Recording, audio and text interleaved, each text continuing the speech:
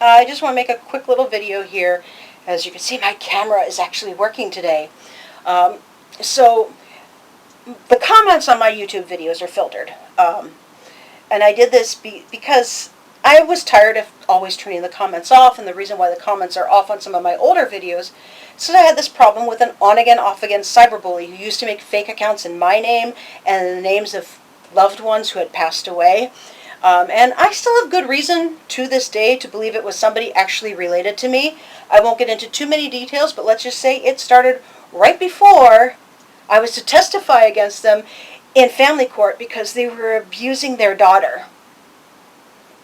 You know, so I just have filters on, right? And sometimes if things get really bad on a video, I will turn comments off entirely, because like if you go to one of my newer videos about how you cannot be Christian if you're anti-vax, which is true, you cannot be Christian if you're anti-vax, I had to turn it off because of death threats, just like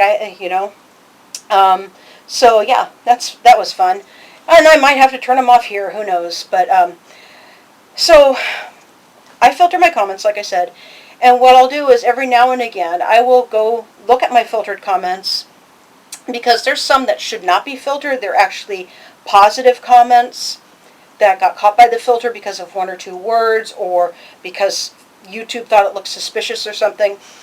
And I will approve the ones that are actually nice, and of course block anybody who's mean and nasty, because my YouTube channel, I can do what I want with it.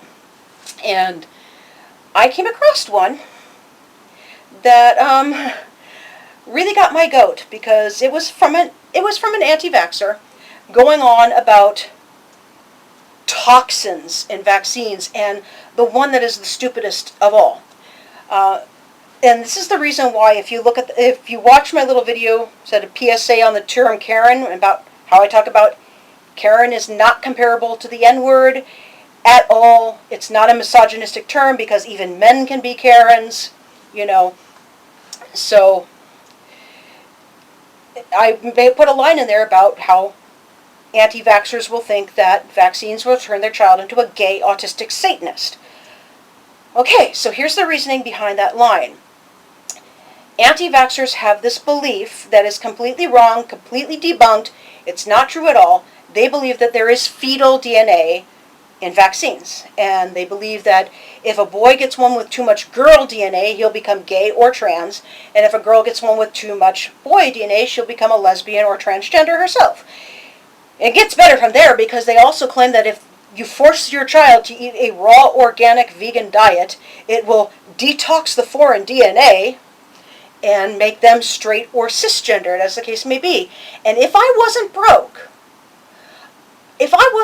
I would pay so many gay and transgender vegans to make videos on this subject.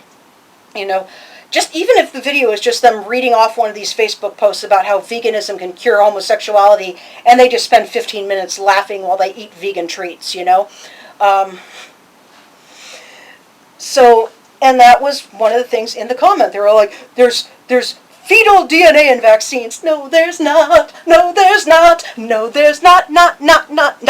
No, Karen, you are wrong. You're so wrong, Karen, you are wrong. There is no fetal DNA in vaccines. There's none, zilch, nada.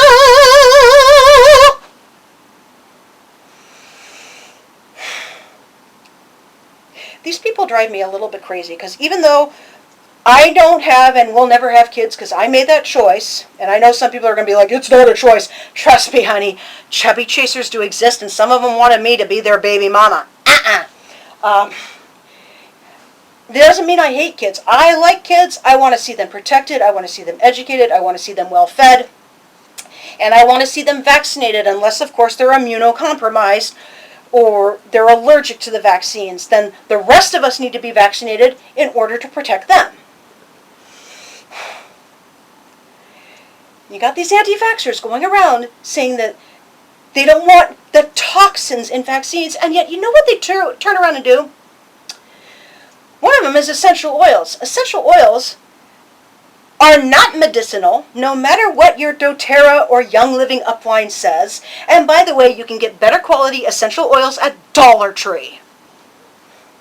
They are not medicinal. They do not cure anything. The only thing essential oils are really good for is maybe eucalyptus to unplug a moderately stuffy nose, or to cover up the smell of poop in your bathroom.